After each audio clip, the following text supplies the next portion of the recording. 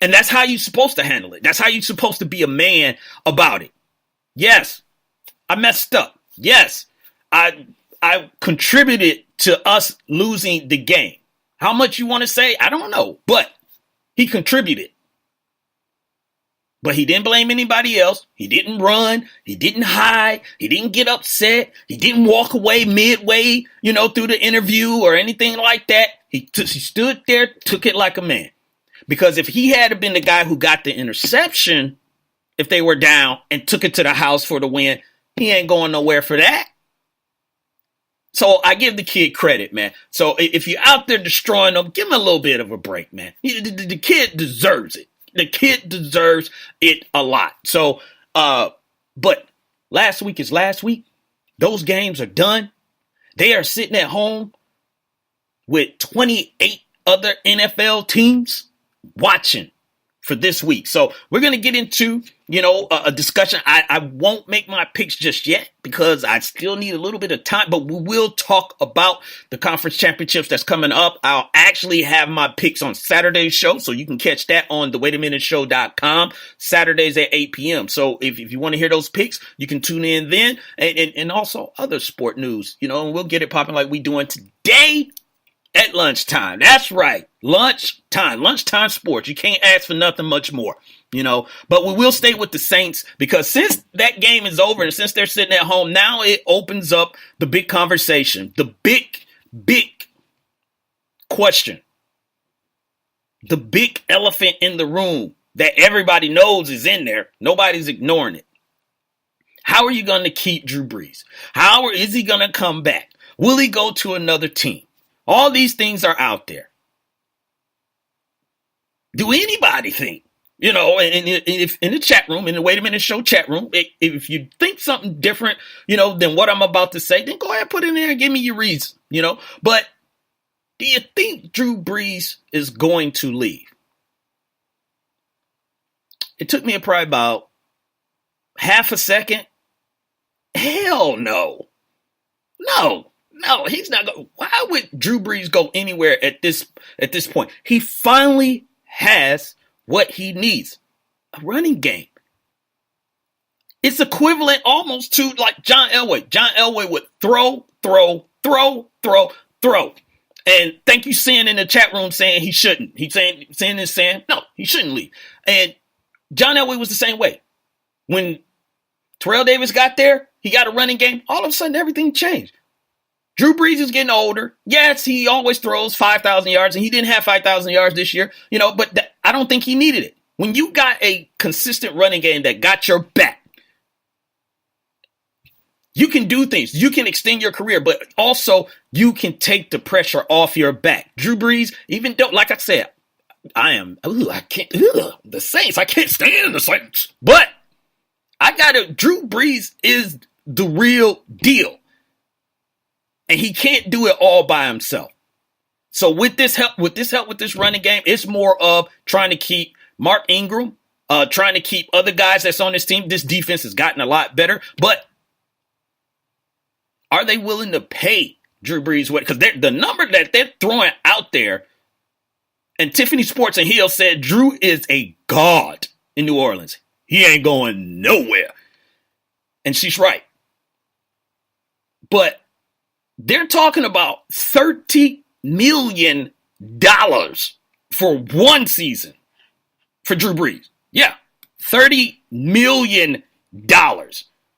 And he's not taking, a 1 year, 2 year deal. Oh, you're going to have to, show me the money! You're going to have to show him the money. Yes.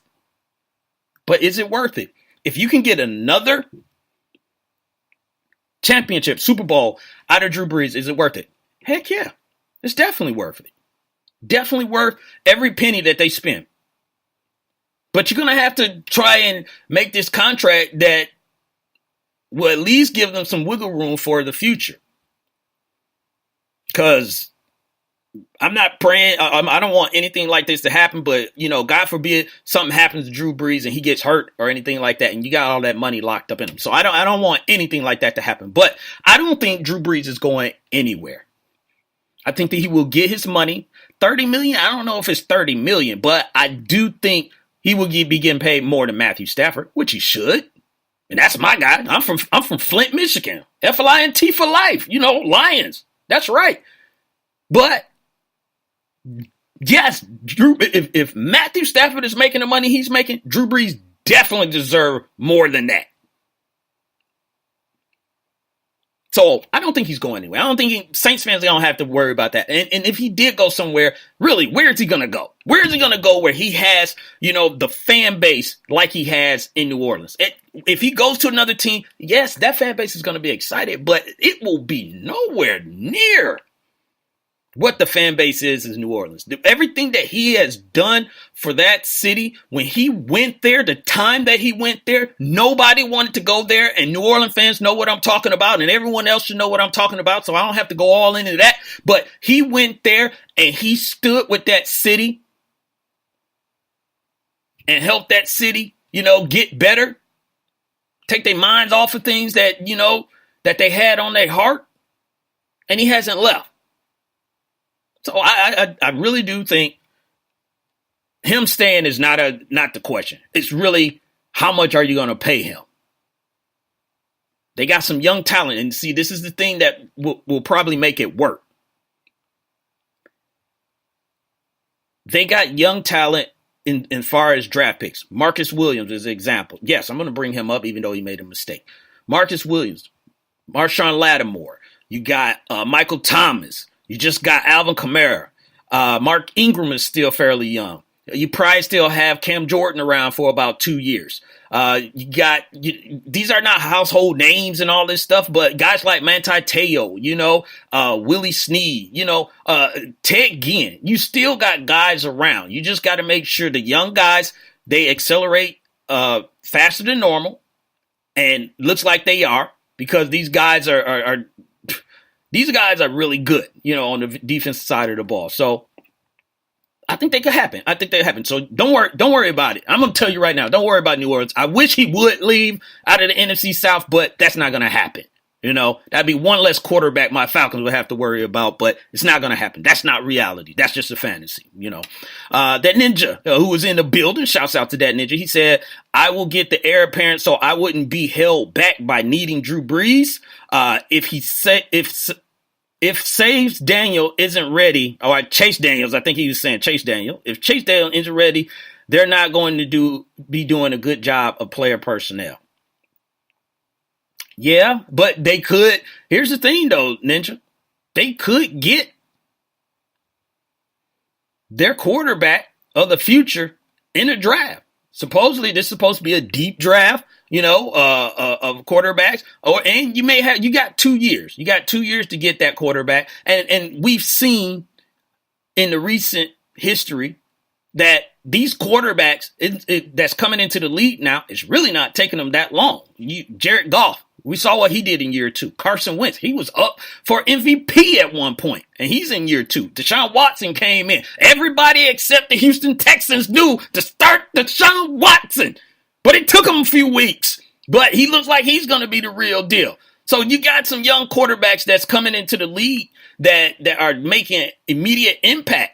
It looks like the Chiefs. I'm sorry, Tiffany PMP, who's in the chat room as well. But it looks like the Chiefs are probably going to get rid of Alex Smith to go ahead and throw in Pat Mahomes. So they got a year or two. So, Ninja, I would say, that whole quarterback thing is drafting. I think they got that on lock. I think they're going to look for, where they need to go, on that. So we're going to move on. Shouts out to my man, the Barbershop Sports Talk podcast. They in the building as well. Everybody's getting in the building. So I appreciate everybody jumping in here with me during this lunchtime show with the Wait a Minute Show. Your host, Jelani J.B. Bodie, and that dude that does nothing at all for this show, Lopan. Indeed. Yes.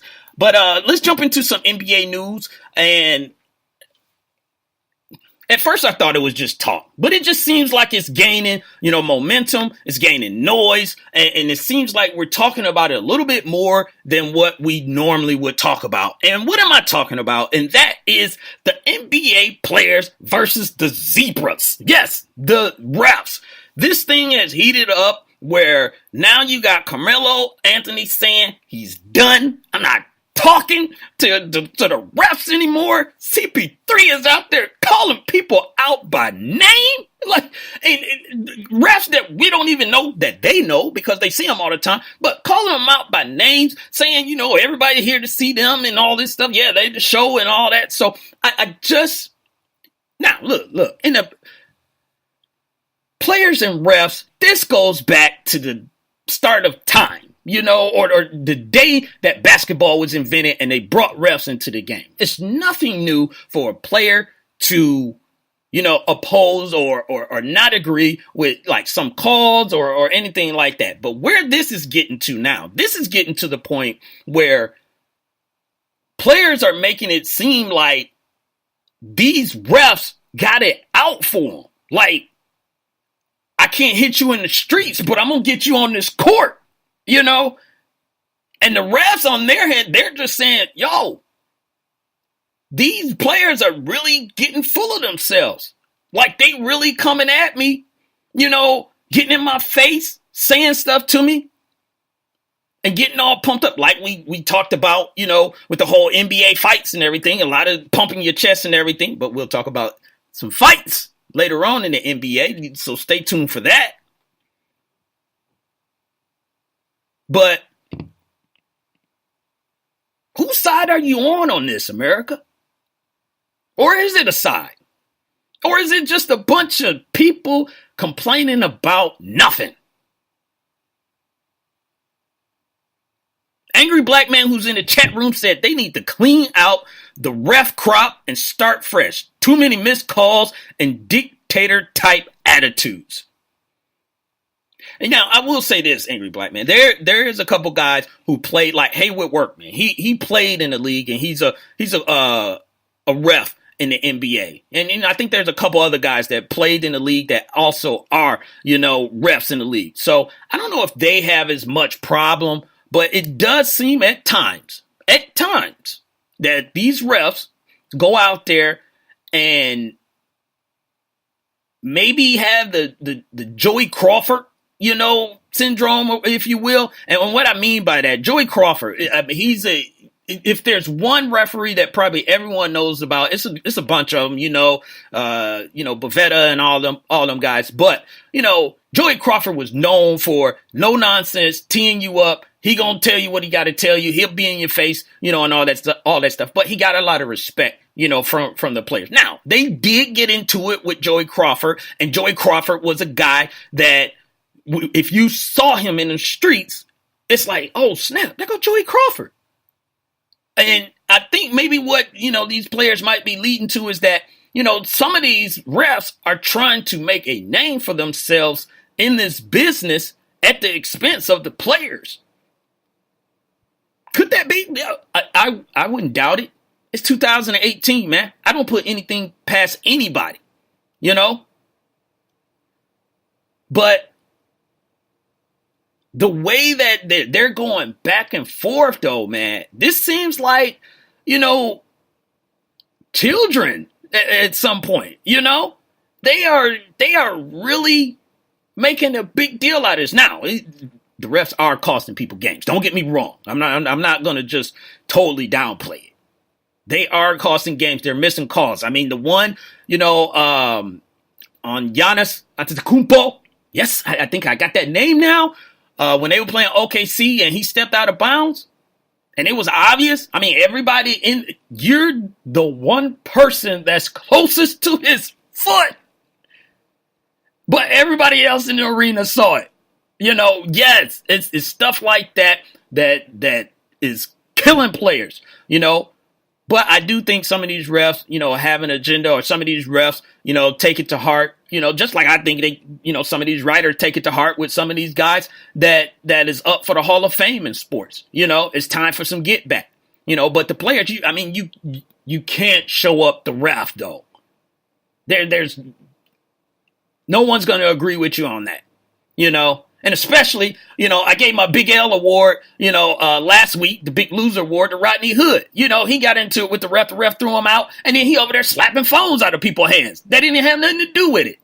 So it's just like, you really let the ref get to you like that. Like, what did the ref do? Did the ref say something? Did the ref, I don't know, get out of pocket?